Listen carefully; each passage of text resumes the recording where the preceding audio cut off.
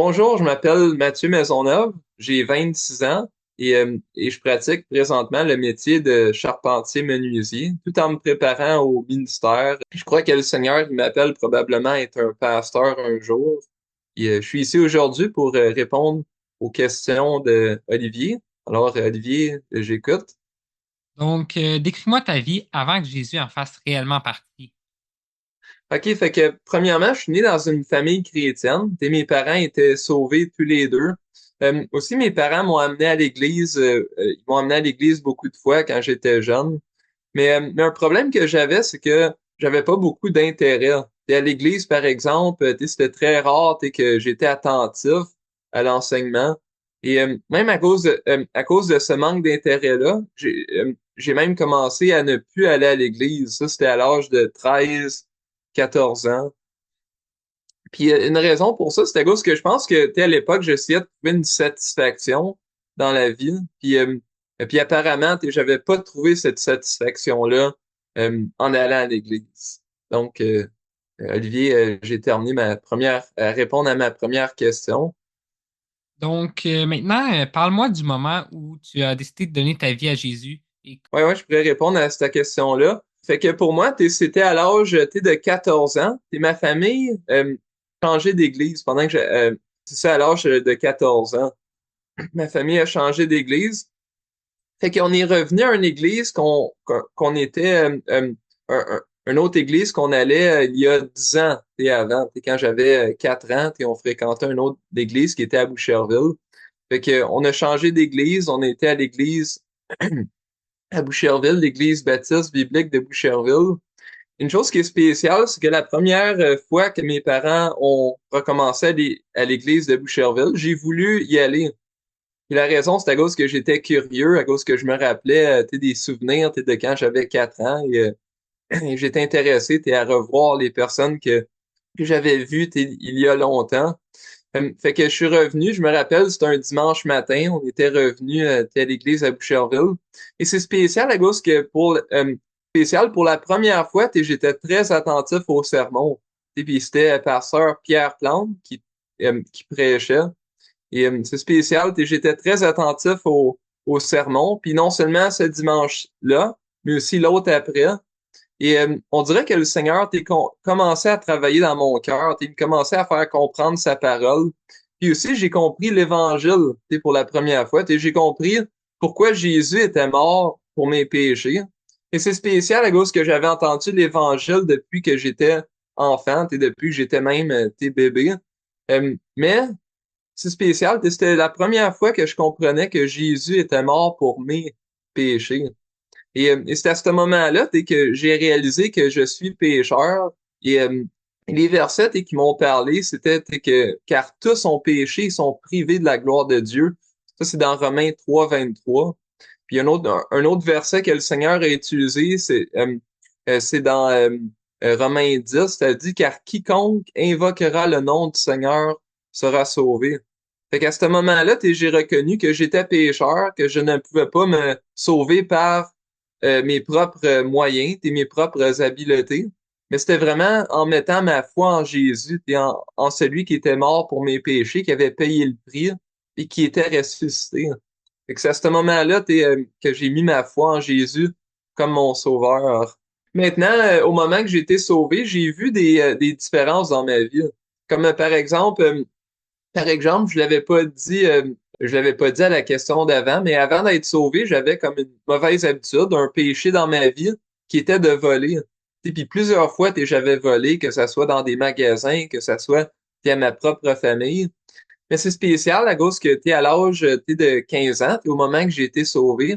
C'est spécial à cause que j'avais plus du tout le désir de voler. À un moment donné, j'étais allé voler quelque chose au magasin, puis en revenant, le Saint-Esprit me montrait, c'était mal. Euh, C'était mal qu'est-ce que je venais de faire. Puis à cause de ça, c'était plus possible pour moi de voler. Une chose que j'ai décidé de faire, j'ai décidé de ramener la chose que j'avais volée au magasin. C'est spécial à cause qu'aussi le Seigneur m'a donné un fardeau de donner qu'est-ce que j'avais redonné qu'est-ce que j'avais volé aux gens. Fait que j'ai redonné de l'argent, j'ai redonné des choses que j'avais volé aux gens. Fait que le Seigneur, il a vraiment t'es changé ma vie t'es avec ce péché-là, t'es de voler. Mais aussi, hein, j'ai vraiment commencé à avoir une grande soif pour la parole de Dieu. Ça, c'est au moment t'sais, que j'ai été sauvé.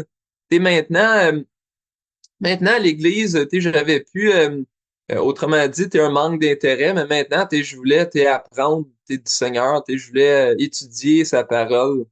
Fait que ça, c'est comment que, le Seigneur, il a changé ma vie au moment que j'ai été sauvé, au moment que je l'ai reçu comme mon sauveur.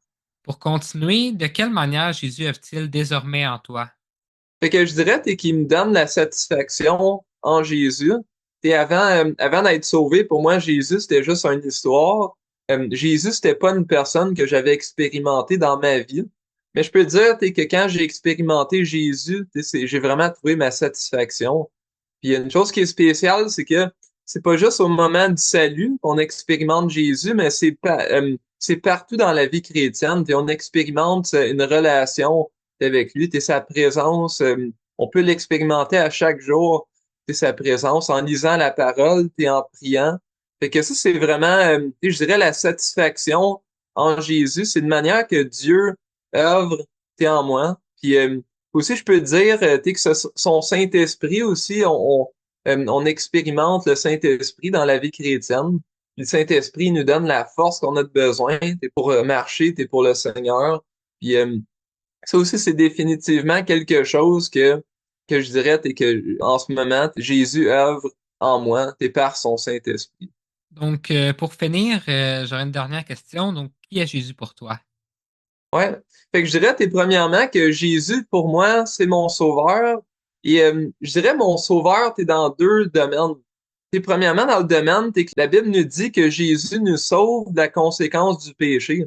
Fait que je sais, que Jésus, c'est mon sauveur qui m'a sauvé de l'enfer. À cause de Jésus, j'aurais pas un jour à être jugé pour mes péchés. Je suis pardonné par Jésus. Fait que Jésus, c'est mon sauveur. Il me sauve de la conséquence de mes péchés. Mais aussi, pour moi, Jésus, c'est celui qui me sauve du pouvoir du péché dans ma vie.